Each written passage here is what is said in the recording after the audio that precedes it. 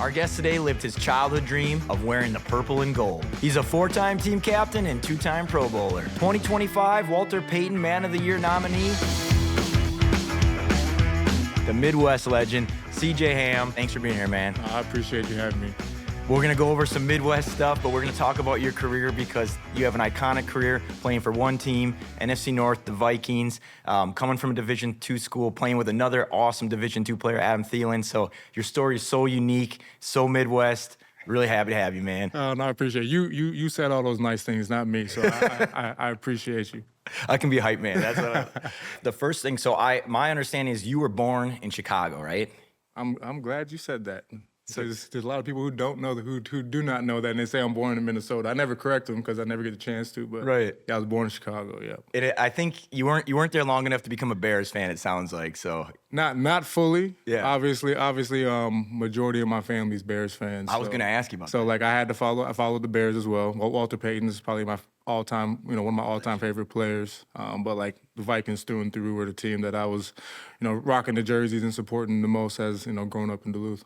Yeah, and so it sounds like when you're about 11 months old, you moved to Duluth. Is that about right? Yeah, like between 1 and 2 years old, something like that. Yeah. I don't ever know. It kind of changes every time I would ask. It'd be like 1 or 5 months or 2. You're about 2. Like I don't even know. I know how that goes. I ask my parents stuff too, and it changes every time. I'm like, now I don't even know what the story is. So, but you get there, and so you're in Duluth, and you start, obviously become a Viking fan. And I heard an interview where you were like, you said even as an elementary kid, you were kind of repping the Vikings gear in the hallways. Oh yeah, I mean for sure, rocking the Chris Carter. Like Chris Carter was one of my favorite players. So, yeah, Chris Carter jersey. The local TJ Maxx up the street would just sell like cheap jerseys all the time. So my dad and I would go up there and just grab every jersey we could. Like I had the Jasper Brinkley jersey, and now that he works for the Vikings too, I had to tell him that. Like that's just how it rolled. That's pretty cool. Yeah. And obviously Duluth, right on the border, Superior across, just a look away. Yeah. So you guys probably had that nice rivalry with the Green Bay thing. Exactly. You just never knew. I mean,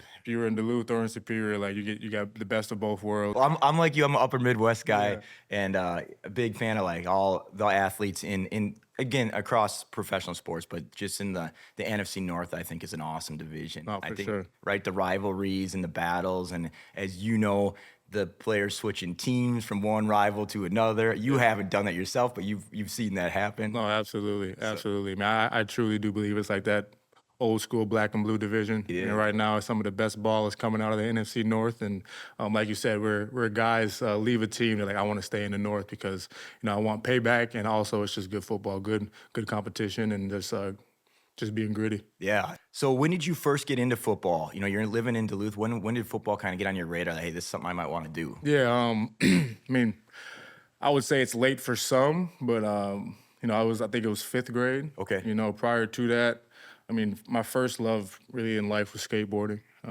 skateboarded from when I was just a real little kid until about 14. Yeah. Damage, shout out to Damage Board Shop in Duluth. Like, I lived in there every single day. I was in there watching skate videos, saying what's up to the guys. Yeah. Local skate park up there, did a couple competitions for, with them that they put on, and that was like my first dream. Then started playing basketball. That was my dream. And then, 5th grade, I was walking through the alley. Man comes out and he's like, "Son, do you play football?" And I was like, "No, I don't." He's like, "Well, tomorrow I want you to come up to the shack," which was up on the hill next to the school. Yeah. He's like, I'm the football coach. I want you to come play." So I said, "Sure." Next day, showed up, and it was actually a jamboree. We didn't even have a practice. So first time playing football was actually like in a game setting, and I was great on defense. He put me at linebacker. Hey, whoever gets the ball, go tackle him. And then I was on offense as well, playing offensive line at that point, and I literally had no idea what to do. I think I lined up in the backfield. I didn't block anybody. Like, I had no idea, but fell in love with the game. Just being able to hit. It was something about it that was different than anything else I had ever done. That's kind of like a Sandlot type story. You just walking through the alley, and That's it's like, pretty much you it. want you play football? No, why don't you try it? That's exactly what. That's a great point. I love that. And then obviously you're skateboarding, which I mean, maybe in a different life you would have been pro skateboard riding with Oh, Tony Hawk. I would have loved it. I would not Tony Hawk. I was more street. Oh, okay, I wasn't yeah. doing much half pipe Yeah. work, but no, I still love skateboarding to this day. My wife bought me a board a handful of years ago. I can still do kickflip, tray flip, like all those things. Now my son, my 5-year-old son, loves riding my skateboard outside. That's cool. So it's just coming full circle. And now that I'm retired, like I probably shouldn't, but I would probably hop back on that skateboard a little bit and maybe bring him to the skate park Right. and just do my best not to hurt myself. Well, and Duluth is wild too because you got all the hills there, right? And if Yeah. you're street skating, that's some interesting terrain. So, It is. But man, there was nothing like it, man. We would leave. We would leave early in the morning, my friends, and we wouldn't come back until late evening. Just skateboarding all across town, finding ledges, finding stairs. Yeah. Man, it was a time to be alive. I'll tell you that. so next time when I'm in Duluth, because I end up over there a lot, I'm gonna be thinking about all the different spots that you probably hit, right?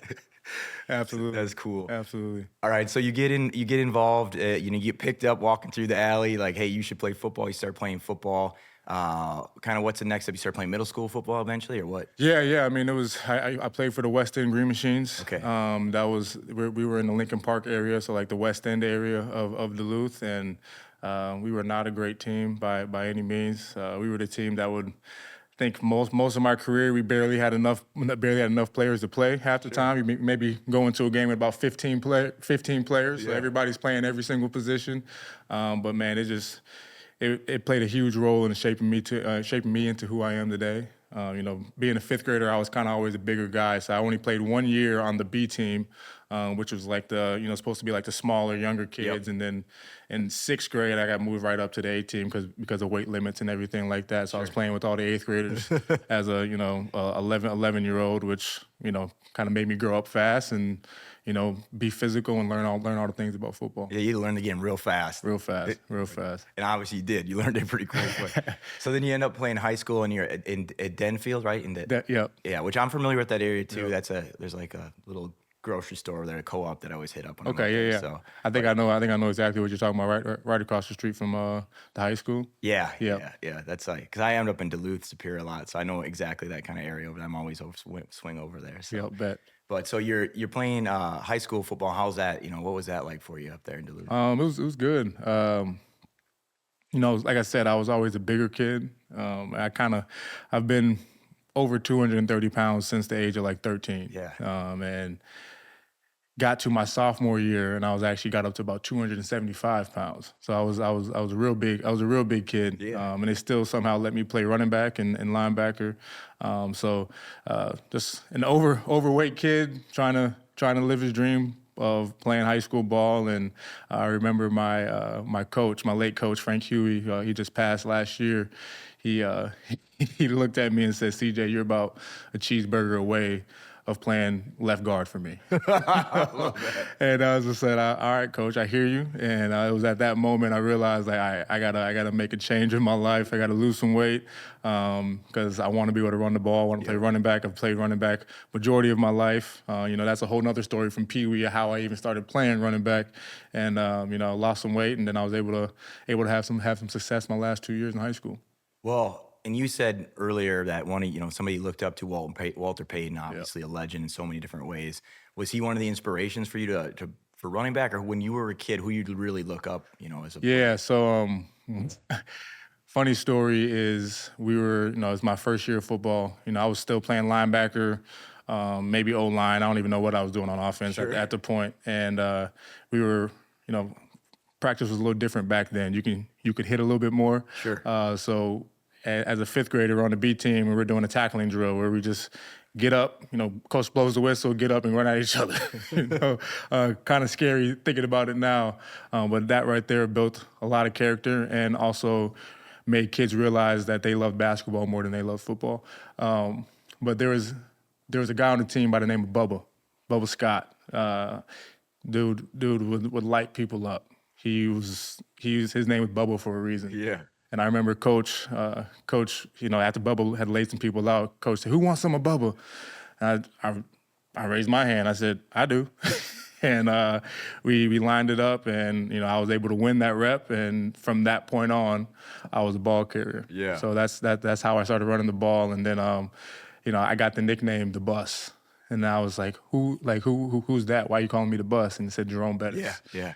So I did my research. Back then you got to go on, find a desktop and go on Google and figure out who Jerome Bettis is. And Jerome Bettis became my favorite player at that time, just because they nicknamed me the Bus. A legend too, Jerome Bettis. Legend, absolute legend. But, so it sounds like Bubba, running through Bubba was the start of that career, right? It was, and then Bubba ended up playing I think linebacker, and he was 180 pounds too. So not in high school. Wasn't a big dude by any means, but one of the meanest, strongest, nastiest dudes. And he was actually, I think, my left guard. Really? So I'm 240, 250 pounds in the backfield, and Bubba's 180 pounds blocking for me up front, laying dudes out. It was kind of cool then how Bubba started helping you right after that. Absolutely. That's awesome. I love that story. Absolutely.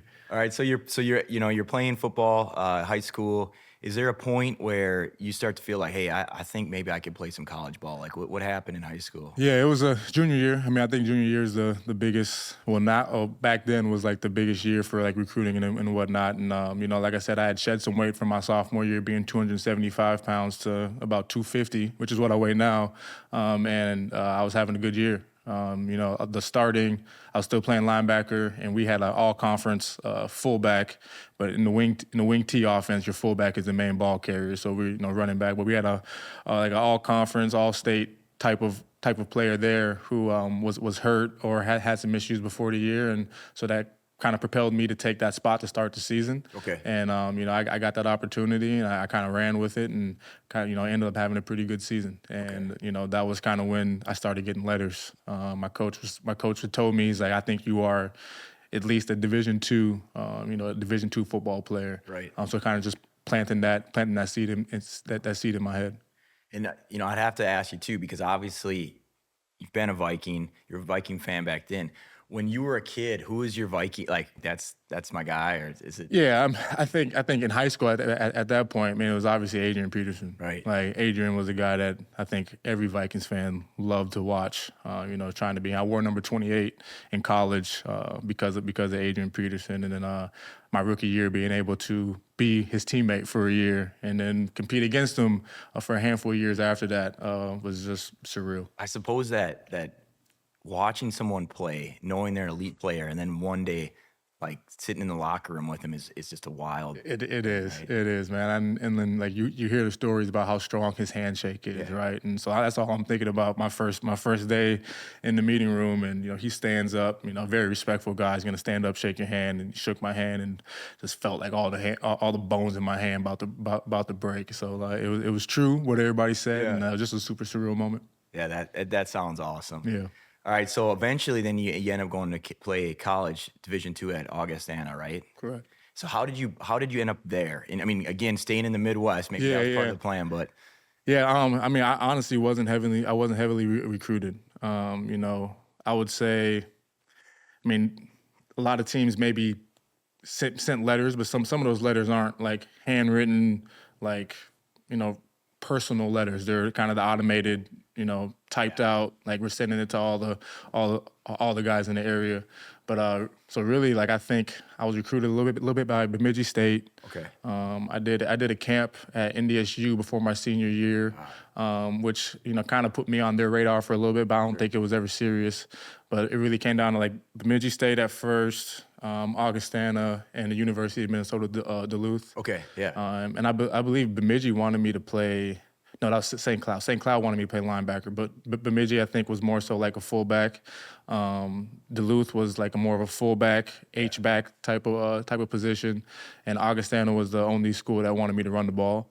So I was just like, hey, man, I'm a running back through and through, not knowing later on in my career, real life was going to hit and I was going to be where I was supposed to be. But, so Augustana wanted me to run the ball and they saw something in me and I said, I'm going to take that opportunity to go and run the ball. And Augustana was a great university, great school. I love the small school aspect of it. There's maybe 2,000 students on a good year. Yeah. They've grown tremendously over these last handful of years. But when I went there, it was still Augustana College. So it's a super small school. I mean, you're getting 30 kids to a class. Really just felt like high school. When you got there, and I saw, because I know a little bit about your career there, it sounds like sophomore year you were kind of like a part of a Thunder and Lightning duo. Is that accurate? Yep. And then you led junior year all-purpose yards there. Yep. And then senior year like 1,100 yards carrying the ball, right? Something wild like that. But when you first got there that freshman year, where were like how did you feel? Where were you at as far as like the lineup, right? Yeah. I mean, I know I'm going back a ways. No, yeah, it's funny you asked that because this is something that not a lot of people know. You asked me how I felt my freshman year. So when I went to Augustana my freshman year, fall camp, as athletes and that play in the fall season, in the summertime, you go there a little early before school starts. You start training, you start practice, all those types of things. And I go there freshman year, fall camp, or a handful of days into it. Probably one of the hardest things I've ever been a part of. I mean, we're doing some like Navy SEAL type of training that they must have got from somebody, and it was just really, really hard. And I was homesick and all these things, and I actually ended up quitting football. Oh wow! I quit. I didn't know that. Yeah, it was a whole ordeal. There's a lot of freshmen who quit that fall camp, and I was the last one. I was the last one to make that decision, and I quit. I called my dad and said, "Hey man, this isn't for me. I'm ready to come home. Homesick, all those types of things." And my dad didn't hesitate and hopped in the car, drove 6 hours, packed up all my stuff, and we drove back to Duluth.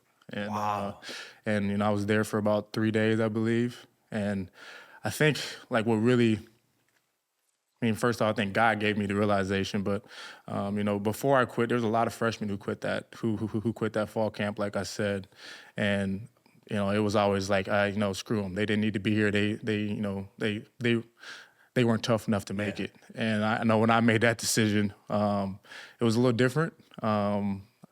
The starting all-conference quarterback, they left practice, came sprinted and found me and talked to me before I left. Head coach called me in and said, "Hey, I want to talk to you before you leave, before you make this decision." So I'm like, "Oh, this is a little different. Why are they talking to me about this? Everybody else just left." And I remember the coach at the time told me, like, "Hey, if you want to come back, if you need some time to just think about it or something, you want to come back, just let us know." And so going home, that was in the back of my mind.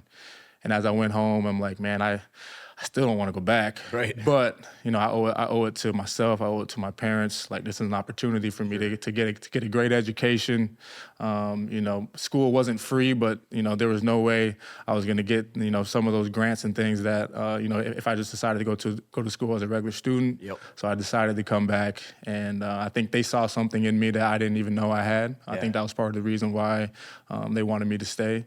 And, from that point on, there was no looking back. And I just thank God that I came to that realization.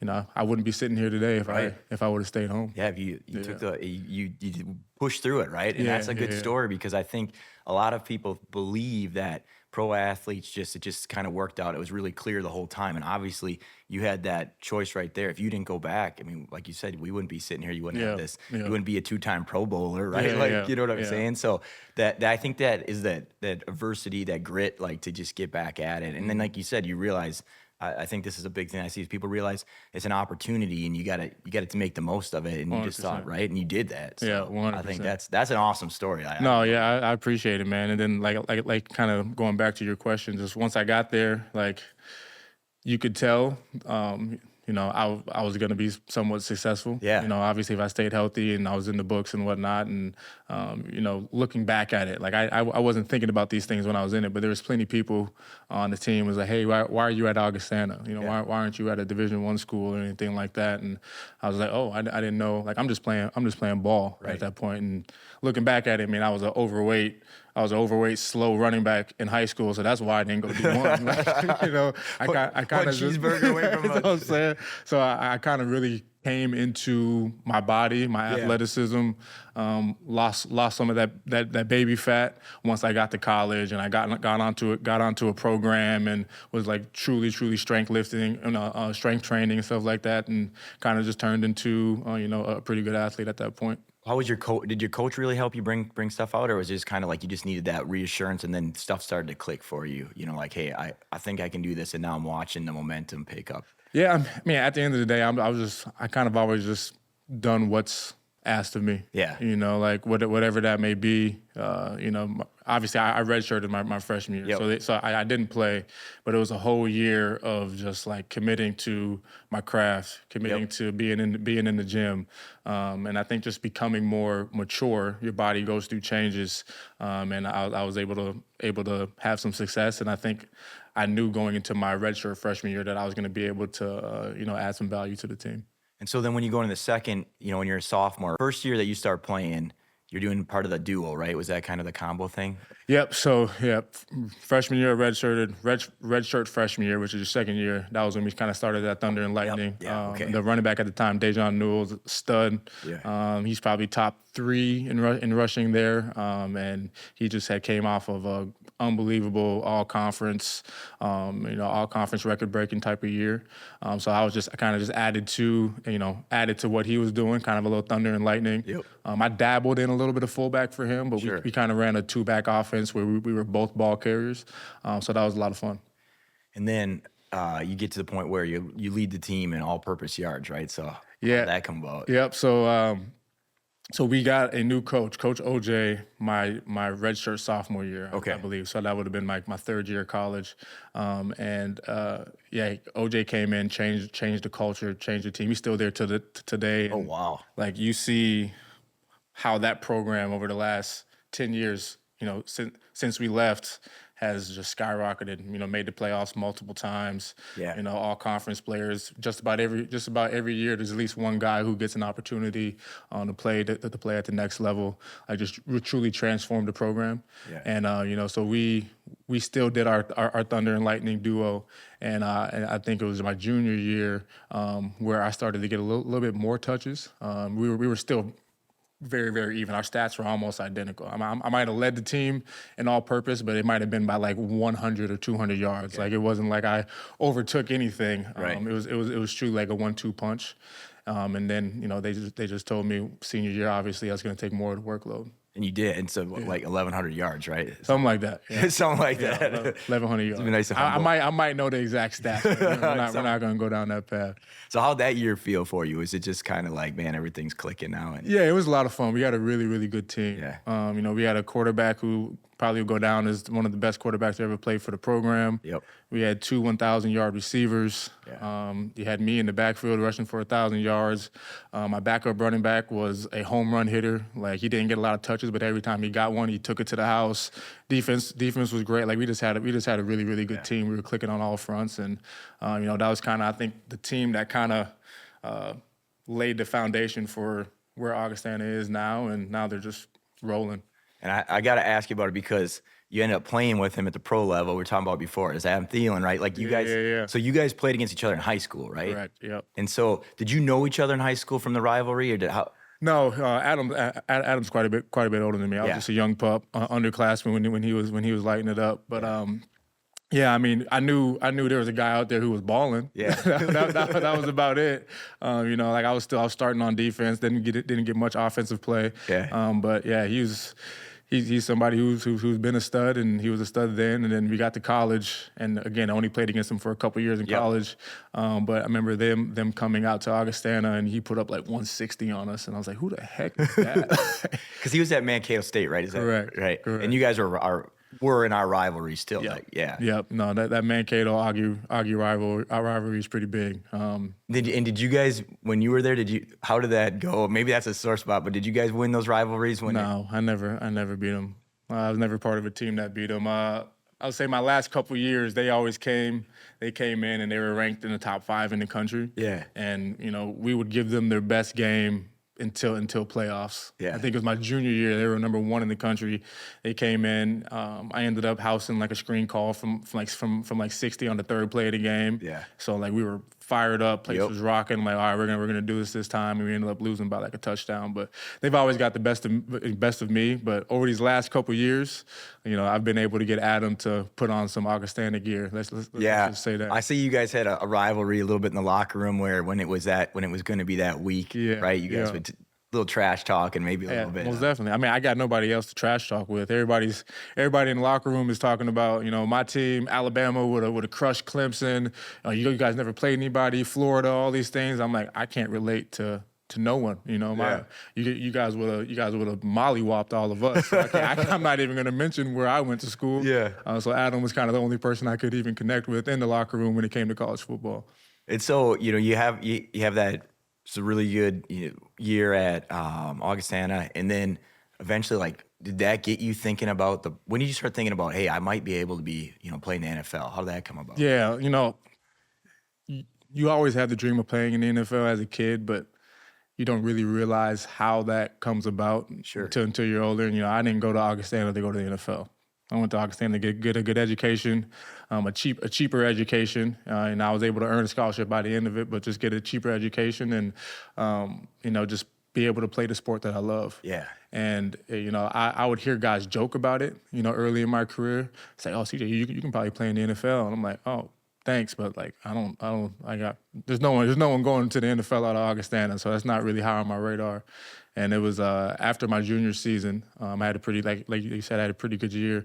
And I remember I was in the cafeteria, and my coach called me, Coach OJ, and said, hey, the Vikings and the Cowboys are coming through town. The regional scouts, the USF, the other Division II school in Sioux Falls, had two corners who were All-American players who were actually really, really getting looked at. Okay. So they kind of I think they called OJ as out of courtesy, like, hey, do you have a guy that, you think has a shot that we should take a look at? And he gave him my name, and he was like, yeah, they're going to be in town and want you to go over there, have your junior day, and so on and so forth. And I was like, whoa, I did not see that. Did not see that coming whatsoever. So that was kind of like the first time I thought, like, okay, this is a possibility. Yeah. Obviously, I got a lot I got to do, and then go out there senior year, have best year of my career.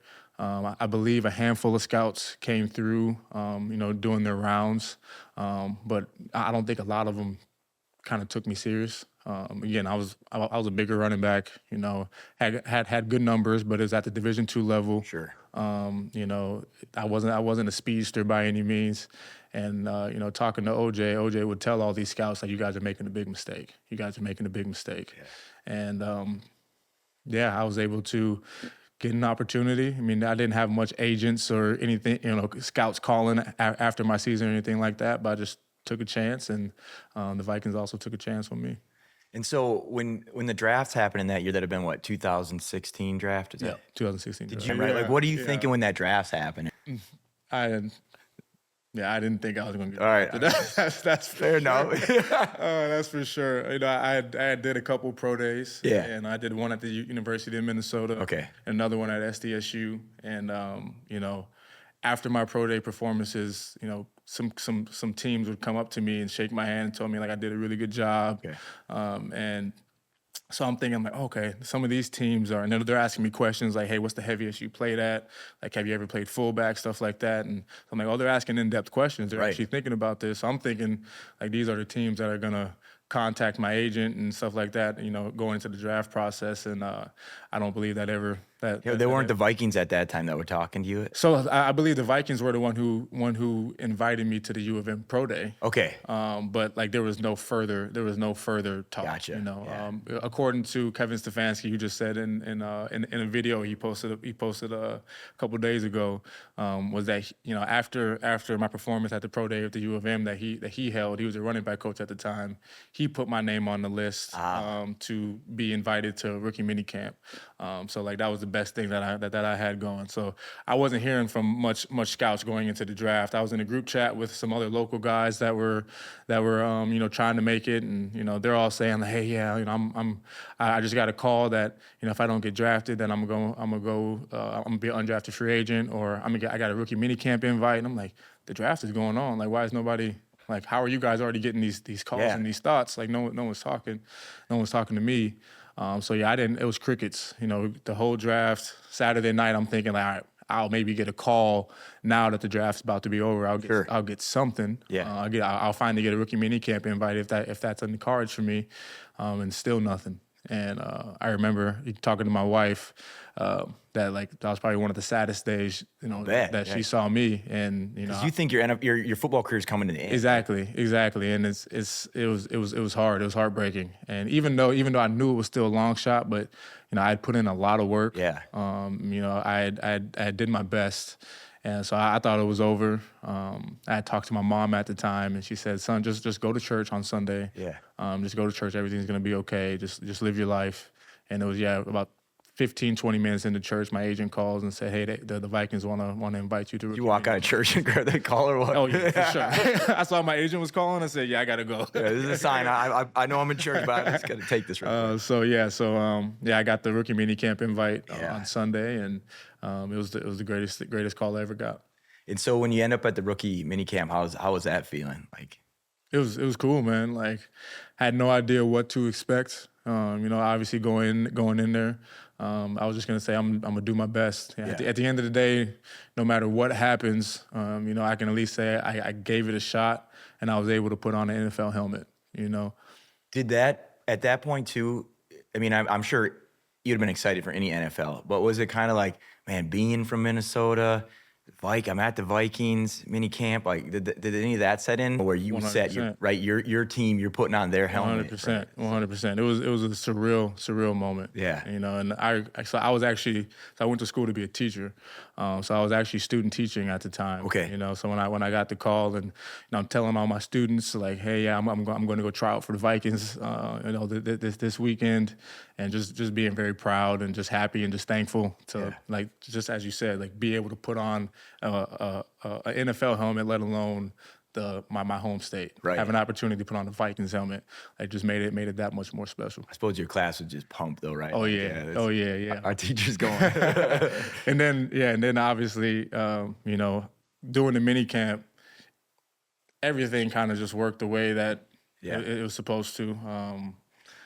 Truly, like nothing that I don't think it's anything that I did. I mean, I think God just laid out the plan in front of me, and things happened that just worked that it worked out for me. That year we didn't draft any running backs that year. We had brought in 2 undrafted free agents. Yep.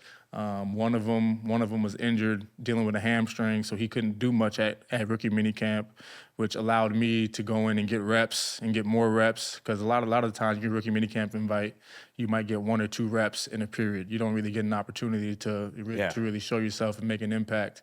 And it just worked out in a sense where I was able to go in and get some opportunities that I probably wouldn't have gotten. And I was able to make an impact, and as soon as we were walking off the field, they came and grabbed me and said, "Hey, why don't you go upstairs? You want to sign you to the 90-man roster." Well, it's kind of like when you had an opportunity in life, though, you took it. I mean, it was like when you went back to Augustana, right? Like you just pushed through it and you realized, and it fell in line. And I think that's pretty awesome. Yeah, 100%. And then I heard an interview too where, and I'm not sure, we can find out too, like how soon you started talking to Adam Thielen at some point, but he told you something like, just the best thing you can do is just know. Like everything, just do your, maybe you can tell me about that. Like, cause I think that was a good line, and like, that was something that you incorporated early on. 100%. I mean, Adam was somebody that I went to find pretty early. They were there just finishing off-season workouts when the rookie mini camp starts. So I saw him, went over and spoke with him, congratulated him on everything he's done. Obviously, being a Minnesota kid, Detroit Lakes, right? NSIC, being where you are today, just showing my gratitude. And I kind of just asked him, like, what are some pointers, what are some things, and he said to me, don't ever let the reason you're not on the field be because you don't know what to do. And I was like, oh, that's a great point. I might not be the best, but I'm always gonna know what to do. And like, that's something that has stayed with me in my entire career. Knowing multiple positions, knowing what somebody else has to do, not just my job. Yeah. Because at the end of the day, you can be very talented, but if you don't know what to do, coaches can't use you. So I just thought that was a great thing he told me, and now I was able to incorporate that the rest of my life in the way that I studied, in the way that I trained, all those things. Well, I think that's another way, setting yourself up so when that opportunity is ready, you're ready, right? Yes, like absolutely. And I think the whole story with 2 hometown, I won't say hometown, but home state kids, from to go to Division II football. Obviously you played in the same, you guys were kind of rivalries in high school, rivalries in college, and then end up playing for their home state as pro athletes. And then not only that, being, contributing and being good players in the NFL, which is hard just to make the NFL, but to actually be, like a Pro Bowler like yourself or Adam Thielen, his career speaks for itself, another just great career. So I think that's an awesome story. And it's crazy. Like I say, my journey and his journey too are only stories that God can write. Yeah. Like I couldn't, like if I had to sit here and draw out write up my story, it would be nothing of what's actually happened. And, for our careers and our journeys to align so closely. And I mean, even our wives played college soccer versus each other. Did they really? Like they, she played for Mankato, my wife played for Augustana. So it's just like, man, everything is truly God orchestrated, and it's amazing. And I suppose too, I mean, you met your wife at Augustana, right? Correct. And if you wouldn't have come back, 100%. right? Exactly. Like if I wouldn't have come back, I wouldn't have a great wife of 10 years, and 3 kids, and God works in mysterious ways. Well, and I also think too, like it shows that sometimes you gotta have that grit, right? Go through the adversity. I mean, obviously, it's a higher calling as well, but at the same point, like you've listened and you said, I'm gonna go back, and then it led to all those things. Exactly. And those things are purposeful. Yeah. And I think in all of our lives, to be able to handle, go through adversity, go through suffering, it builds endurance, it builds character. It builds for the next time that you go through adversity, you know what to do, and you're not going to shy away. Yeah. That was the first time I've ever quit something in my life, and I've never quit anything ever since. Yeah. So it's like you make that decision, you realize that's not who you are. That's not what you want to do. It's not what you want to be known for. It's not how you want to raise your kids to be quitters or anything like that. It's like if you start something, you got to finish it. And because of the decision that I made way back then, and that I learned from, now I can use that to move forward and instill those lessons into the people around me. It's like that anchor, right? You can always go back to remember that decision and then use that going forward, which is exactly what you did. For sure. So 2017, right? You get your first NFL touchdown. Correct. Was it like a 1 yard just slam through? Is that what it was? It's pretty much all my touchdowns. Fair enough. I don't have many, you know what I'm saying? But yes, it was, I think, week 2 versus Steelers. Yeah. Dalvin had ripped off like a 30, 40-yard run, got tackled at the 1 yard line. They called me in there. I'm like, oh shoot, I'm about to take his touchdown. I know the fantasy owners were hating me that day for taking his touchdown, but it was just a fullback dive up the middle. I had to jump over somebody a little bit, so which is kind of iconic in my sense. I grew up watching like Walter Payton jump over the pile. I mean, mine was just a little itty bitty jump, but it was pretty cool. How'd that feel afterwards? Now having an official NFL touchdown. Oh man, it's just one of those surreal moments. You never really know how. Like I can never explain how I feel. Yeah. You kind of just stand up and you see the ref doing touchdown signal, and you're like, I did it. I just scored a touchdown. I don't know what to do now. Like, teammates are coming to me. Like, do I keep the ball? Right. Do I have to pay for the ball? Like you just never really know. Yeah, I think that's awesome. We're talking about 2017, your first touchdown. What's kind of your next memorable time? And I mean, I'm sure the whole career, because anytime we talked about, you're playing NFL football, you're playing for the team that you grew up, watching your home state. So every game probably is awesome. But like, what do you think when you go back? What's kind of the next big memory for you in the NFL? Yeah, I mean, at the end of that year, obviously, was the Minneapolis Miracle. So that was. I mean, obviously you're part of that game, but how did that from your vantage point, being it's your team? What did you see? What did you think when? Oh my gosh, it's first off, just I've been able to play in some pretty cool games, some pretty like memorable games in Vikings history, and like obviously that one is top notch. Right. But what's funny is we were beating the Saints pretty good. Until I think maybe third quarter. So there was a block punt, and like I had thought my guy blocked the punt. So like I'm upset, because they score, they come back.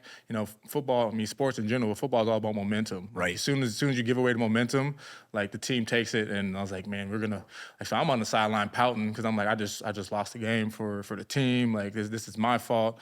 Thankfully it wasn't my guy, and like it made me feel a little bit better.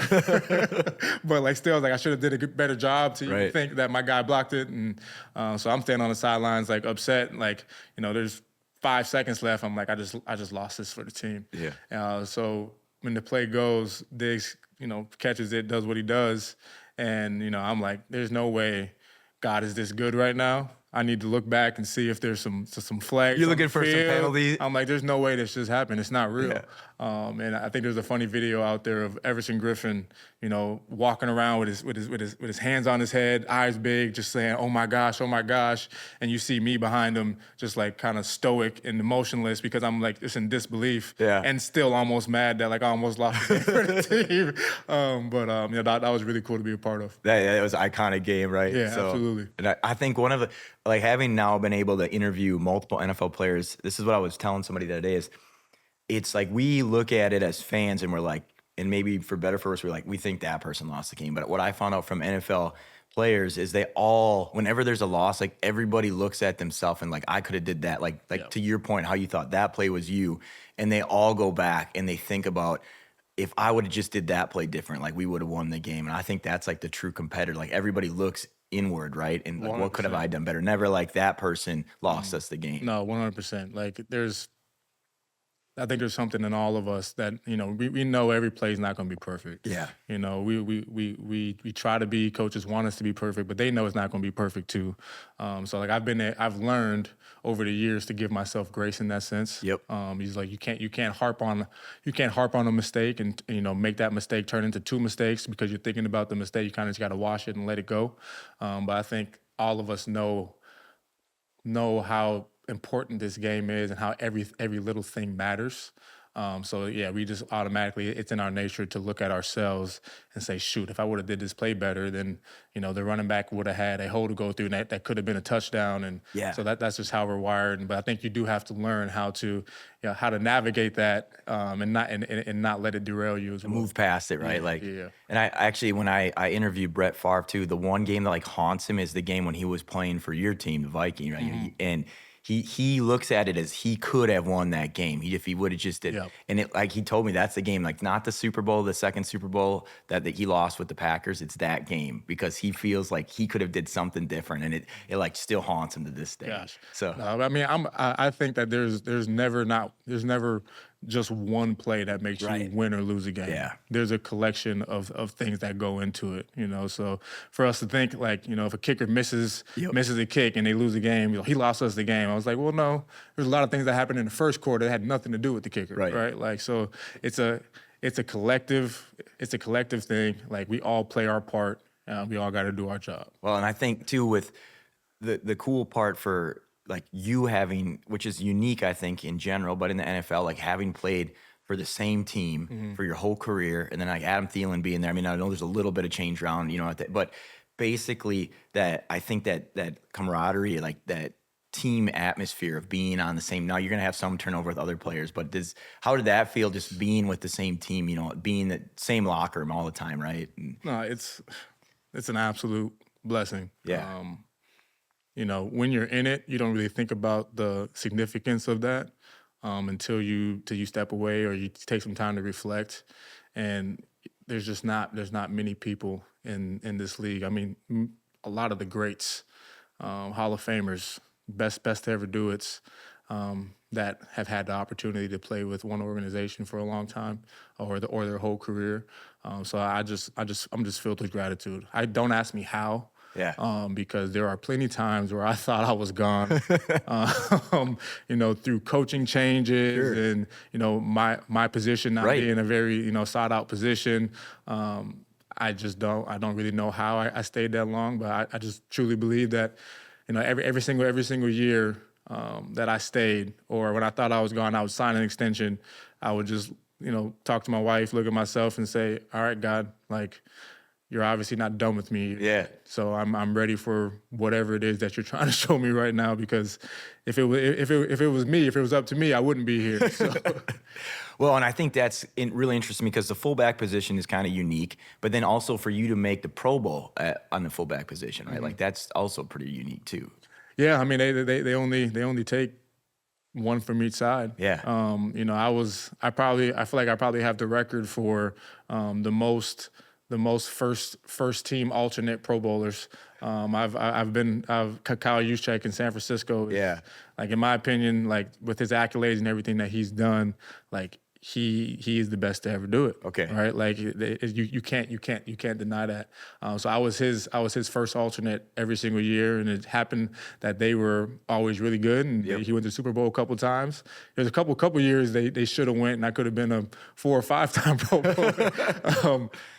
No, those are things. Those are two years that I just loved them. I mean, they do such a good job for the families. I mean, and not even me for the accolade. Like it is what I don't play the game to get those accolades. Like I'm just trying to be the best for my team, and that's really it. But what they do for the families, to be able to bring my kids to Disney, to Universal, like those are just memories that we're gonna hold on to forever. To be able to bring my mom there in 2020, that was kind of the last trip that she was able to do.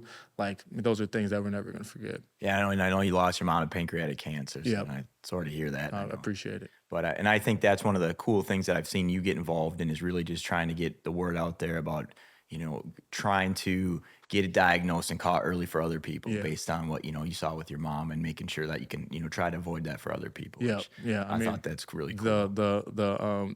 The Crucial Catch initiative with American Cancer Society that the NFL does is tremendous. And I just think about sometimes that like if she would have caught it a little earlier, she may have had a couple more months or more years or whatever it is. So it's just with cancer, it's every moment matters, every second matters. The earlier you catch it, there are the percentages skyrocket, and especially now they're doing so many things that people are surviving. So it's just something to think about, and I'm gonna try to do my part to be able to encourage people to do that. Well, I think that's awesome because you use your platform to do it and help others out. And like my mom is a breast cancer survivor, but they caught it early enough, right? So, awesome. And I think that's why that message really resonated with me, that you're out there so you can help others, hopefully give them more time with a loved one, or maybe completely catch it where you can just. For sure, you just never know. Yeah, so that's I think that's cool because it's not like you don't have enough going on, but you're also out there doing this stuff, and I thought that was pretty cool. So appreciate it. So and then we were talking about, I think it's just awesome, the whole local story, but then being a Pro Bowler. And I was going to ask you, but I think you kind of named it. Who is the fullback that you thought is one of the best, and you gave me that. Yeah, for sure. I mean, it's undeniable. I mean, the man is. You're going on almost dang near double digit. It might be double digits now, but like double digit, like first ballot Pro Bowls. Like, man, that's hard to do at any position, So, obviously there's guys I looked up to prior to that, the Lorenzo Neals, the Vontae Leach. There's so much more. I mean, Greg Jones was one that I really looked up to and tried to model my game after. Like, there's guys that I love. How about one of the fiercest competitors that you've played with as a teammate that I've played with on your team? Yeah. Well, what you're thinking about, another question I was going to ask you is like, who's the guy that you've played with in the locker room that kind of is always uplifting people, maybe making it fun, or just, getting people just feeling good, I mean, I guess I'll go to that question first. Is there's been a handful of players that I've played with that just kind of always have that good aura around them. And then like for me, Eric Wilson, who just re-signed with us, had a tremendous year coming back. But he came in my second year, 2017, my first year on the active. And like, that dude is just a joy to be around. Like, no matter what happens, the dude's got a smile on his face. Like, he loves to compete. He's just a big kid. He's like, if there's a football around him, he's like, let's play catch. Like, he just loves it. And, so whenever I felt like anxious before games, or I was getting nervous before kickoff, I would just like look over at him and like, he's, I'm exaggerating, but he can be freaking counting the clouds in the sky. Like, and it's like, oh, I'm good. Like that right there is what I needed to see to know that, like, all right, it's just a game. I'm good. I'm going to be cool. I can go out there, be confident, play, and have fun. Like he was just a person who always had fun, and just reminded me that, like, go out here and have fun. Things are going to happen. Everything's not going to be perfect.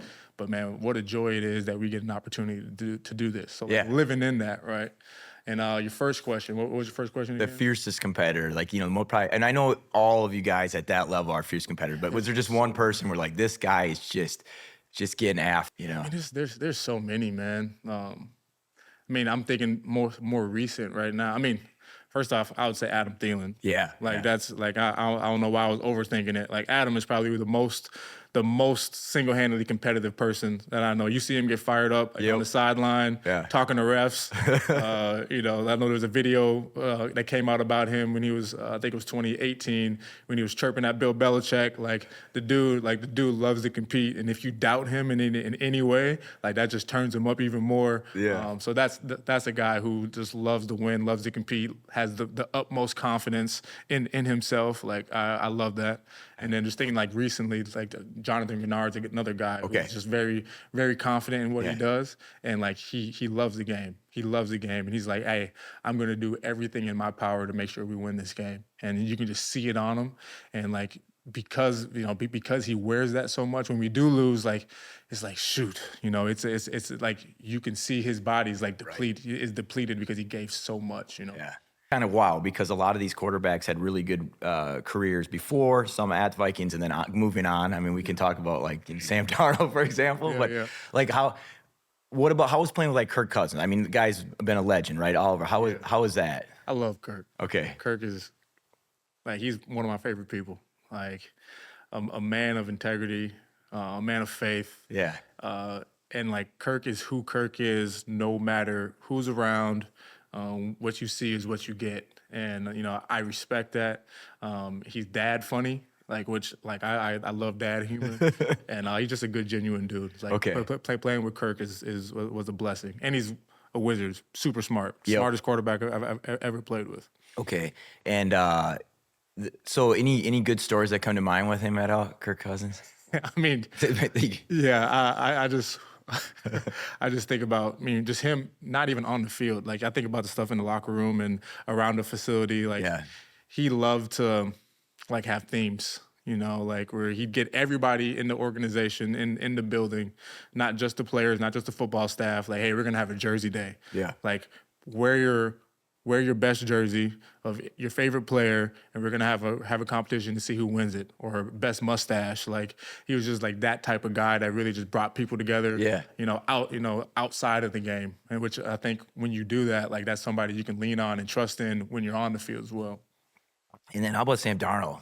Sammy D. Yeah, Sammy D. Sammy D. Sam's great, man. Yeah. I'm so happy for him to be able to go out there and get a Super Bowl ring, and like I wish him nothing but the best. It was cool to see him this year. Obviously, got to play against him and go shake his hand and give him a hug and just tell him that I'm proud of what he's doing and keep balling. Like Sam's a baller. I mean, I think that's the wild part is just the folks that have come through the Vikings locker room. I mean, obviously legends before and after, not and during, but just like the people in your career that you've been able to play with as well and just be part of that. I think that's pretty awesome. Oh, for sure. How about any good Sammy D stories? Yeah. Sam's a good, genuine dude. Like from the OC, kind of got that Cali swag about him. Like, you know, he shows up, like he's cool as a cucumber. Like he's never too high, never too low. You know, if a good play happens, he's good, and if a bad play happens, he's good. Like he's another guy that, like, when you're in a huddle with him, you're like, all right, we're solid. Like, yeah, we're down by 13 right now, but we're solid. Like, there's no panic, you know. And like him, like Case Keenum was another guy. Yeah. Like, you know, that Texas swagger.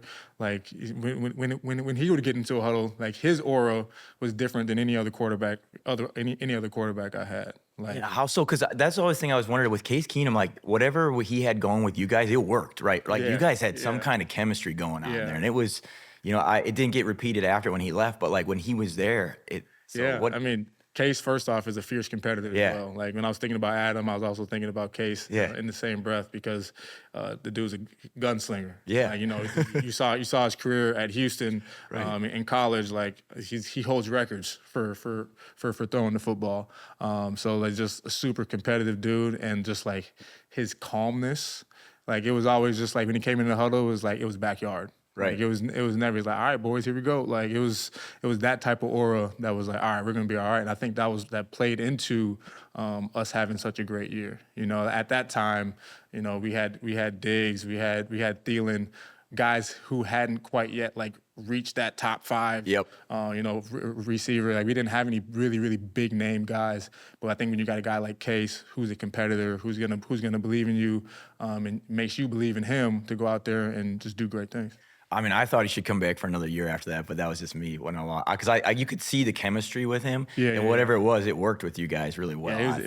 Case is great. I mean, I know you don't have the decision. You didn't get to make those. Yeah, I didn't get paid to make those decisions, so I didn't even think about it. But I guess then moving on, I'm sure people always want to ask you about this guy because then you're talking about when and Adam Thielen and Diggs, like great receiver, did so much, but clearly Justin Jefferson, like everybody. When you think of receivers in the NFL, it's him, right? Like he's one of those guys. And so how was that when he came to your team? Like I mean, I know he was a rookie, but what was the feeling when he came over? Yeah, I mean, surprised me because I honestly I never looked too far into the draft. Yeah. Like, me being an undrafted guy, like guys are asking me, who are we going to draft? Who's the top players that you're thinking about? And I'm like, sorry guys, I don't even know anybody in college football right now. Yeah.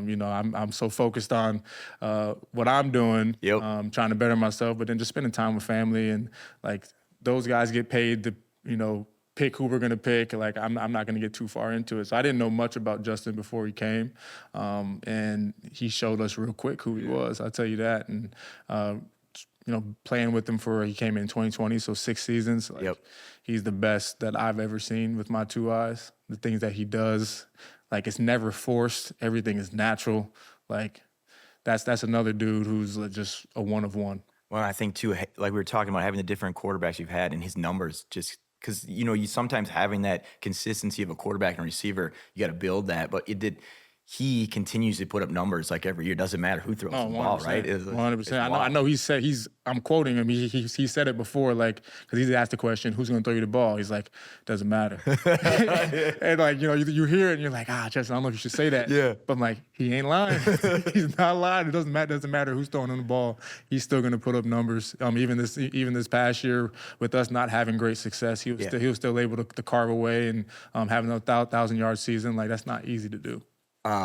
So what do you see with like that connection? Because those are two people that are kind of wild, dynamic players. I mean, and obviously you're not on the team right now. I wish, it'd be great to be on it with them, right? But like, when you think of that, I saw, and I don't know if it was Stephen A. Smith or somebody said like dangerous in caps. Like that was the. Yeah. So what do you, like when you're looking at it, having played in the NFL, having played with Justin Jefferson, what do you see? Like, what did you? Yeah, I mean, first off, like Kyler's a very dynamic player. Like, somebody that every time I've played against him, like that's the number one thing we talk about is like, hey, this dude is dynamic. We got to find a way to like contain him, keep him in the pocket, because when he gets loose, he's dangerous. Yeah. Like he's gonna make plays on his feet, but he's also gonna keep looking downfield and make unbelievable throws down the field on the run too. So like the sky's the limit, right? And like I have no idea what the situation is gonna be because Justin Jefferson is going to be successful with, as we said, with anybody. With J.J. McCarthy, with Carson Wentz, with Kyler Murray, with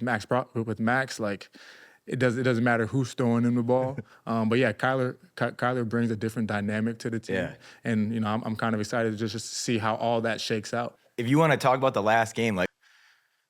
So it's hard to put into words what that last game was, man. Like what the Vikings did, because I honestly didn't let anybody know until like Friday. Okay. That I was planning to have this be my last game. I wasn't gonna let anybody know. Yeah. Because I don't need anything. I don't need anything special. Yeah. I'm not looking for any validation. Like I'm good. I'm good. And it was told to me, suggested to me to, hey, maybe just let the coaches know, just so they can do right by you. The organization wants to do right by you. Yeah. So what they were able to orchestrate in 48 hours prior to the game, and not even knowing if we were going to win or lose, or if I was going to get the opportunities that I had, was really cool. Like I said, words can't really describe it. The type of love that I felt from my teammates and really the fans.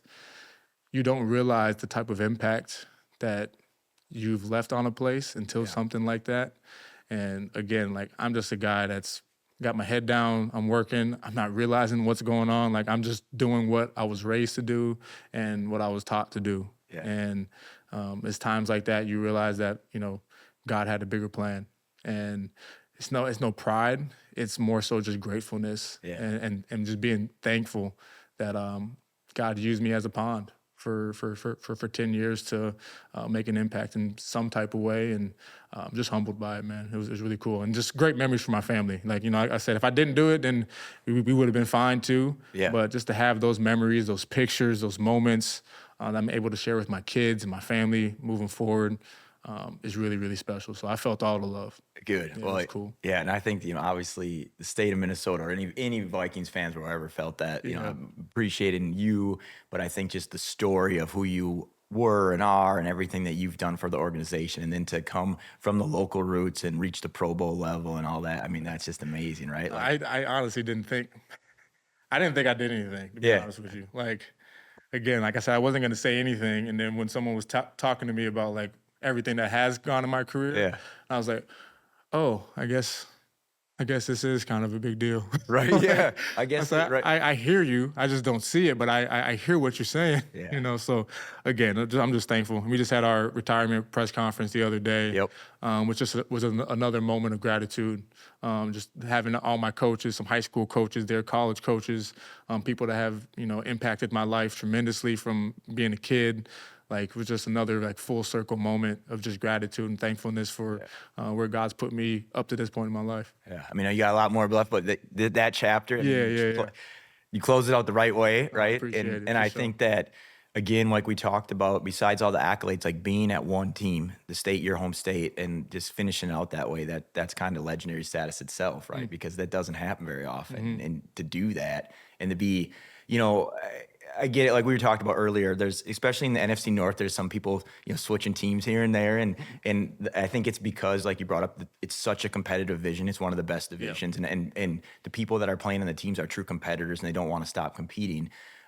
So you recognize that, but then to be there and just, the fans always know that, hey, that was our guy. Like, he never left. He was always here. I think that's huge, man. No, I appreciate it. And like, I mean, it's the NFL though. Like, it's guys, a lot of guys don't leave because they want to. Right. Like, I'm sure majority of guys would love to stay on one team. Yeah. But like, it is a business. It is there is life-changing money out there for many people, for their families. So like, there is loyalty, but people also have to do what's best for their family too. Yeah. And that just never came up for me. I'm grateful for, but just by chance, really, So I'm glad I was able to stay here in Minnesota for 10 years. Like, again, I couldn't write this story, but God had different plans.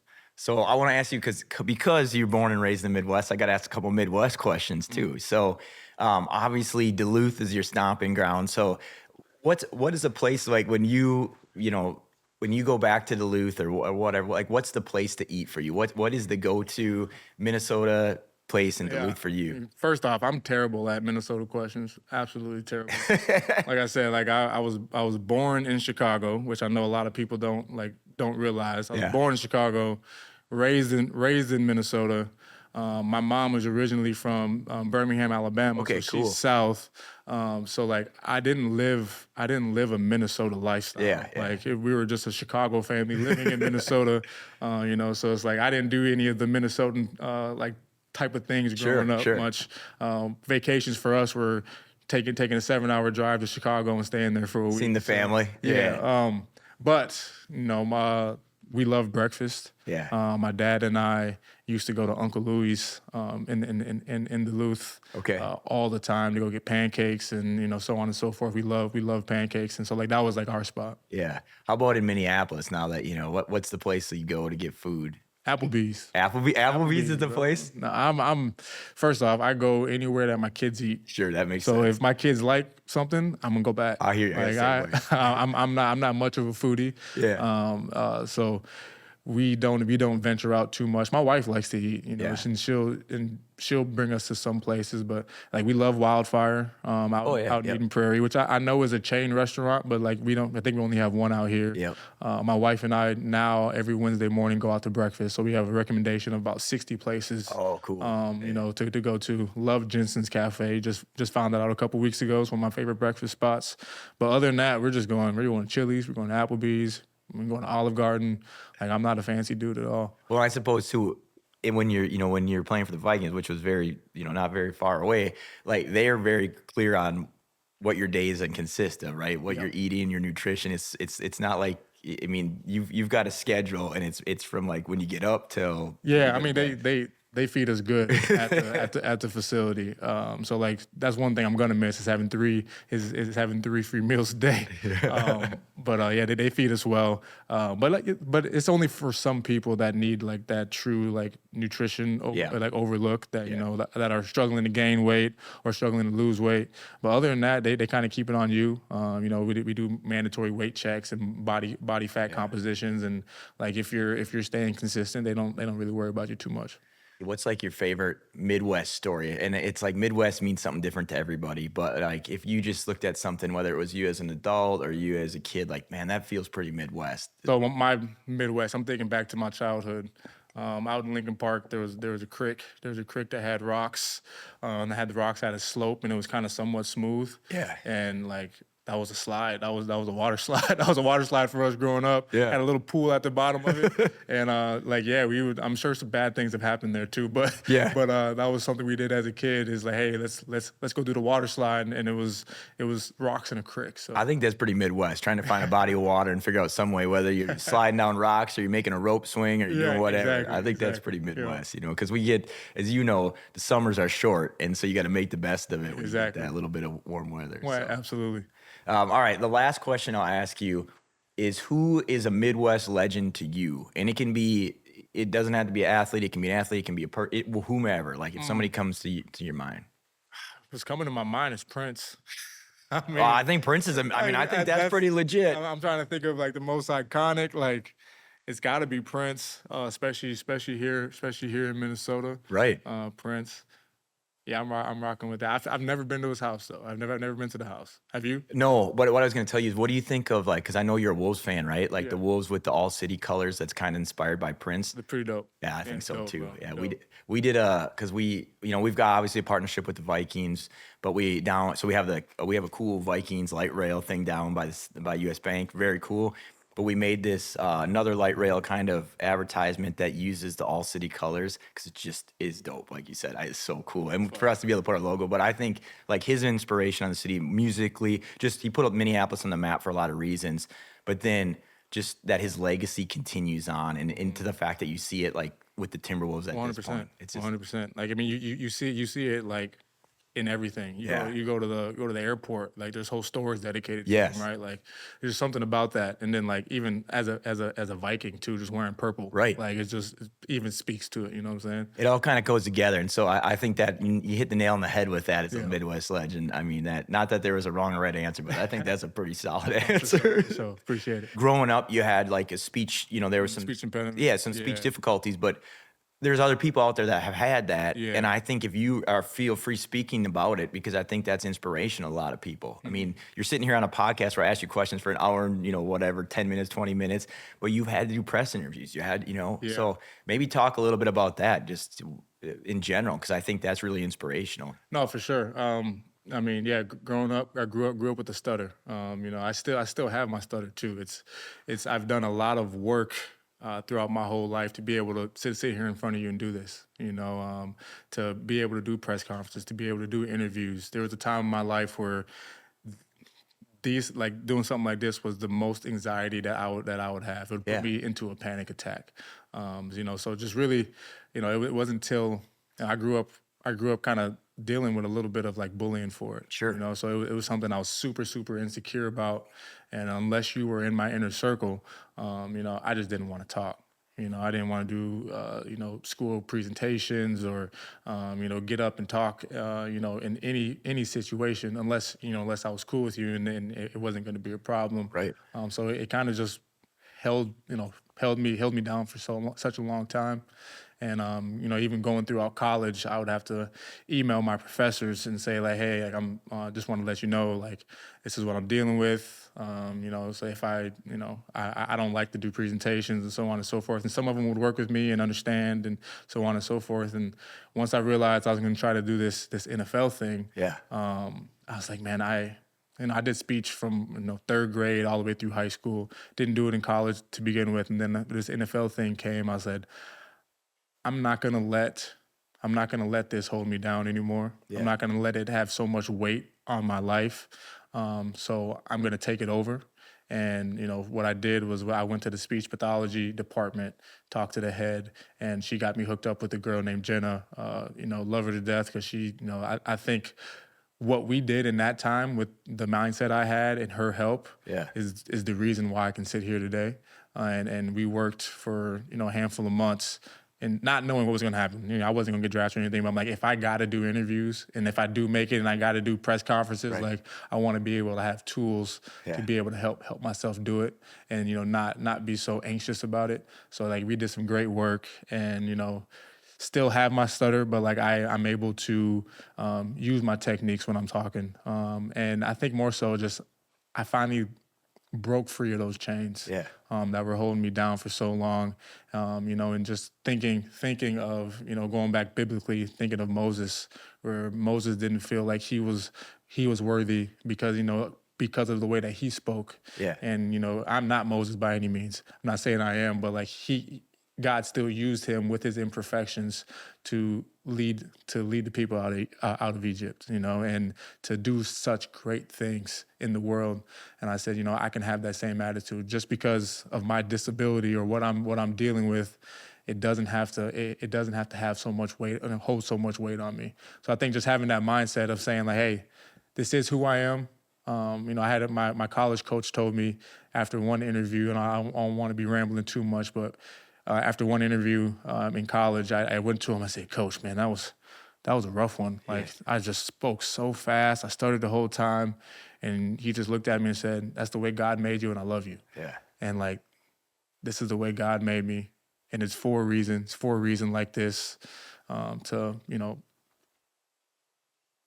be able to conquer something that I think is a negative and make it into a positive. I think that's what God calls us to do in life, to show people that like, hey, what you're going through doesn't have to define you.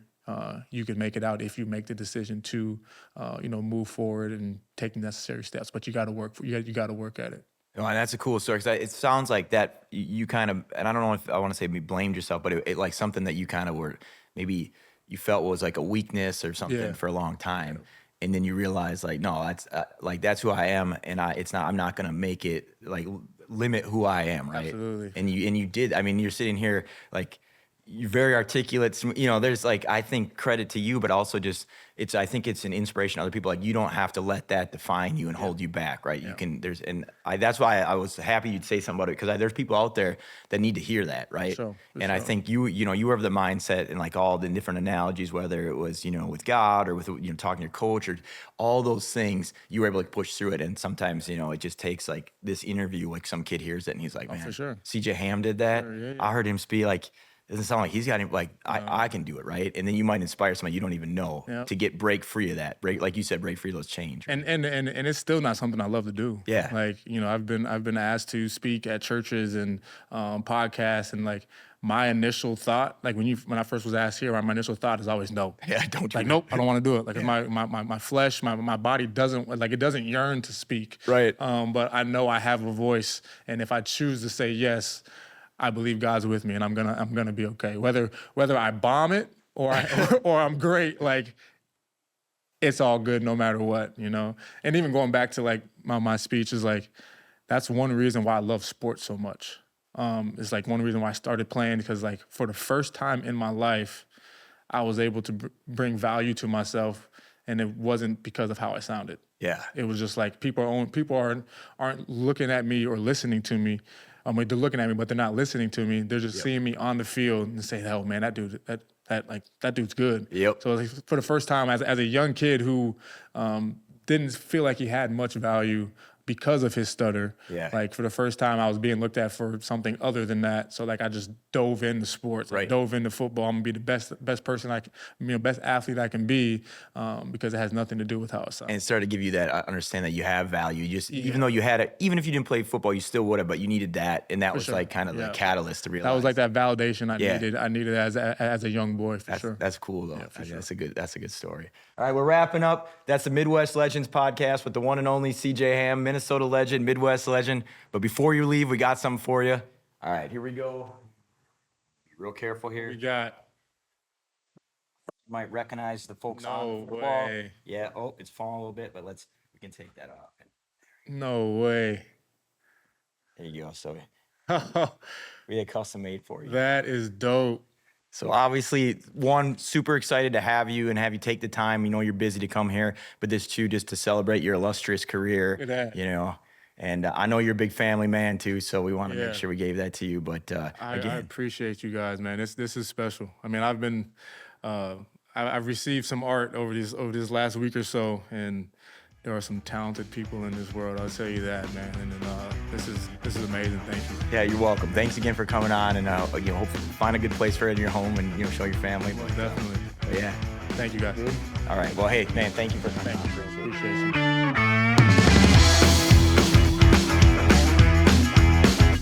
Hey, wait, don't head out just yet. Do you have a story that's so Midwest it couldn't have happened anywhere else? Or do you know a Midwest legend in your own life? Give me a call at 866-MWLEGND. Your story may be featured on our future episode or on our socials. Looking forward to hearing your Midwest legend.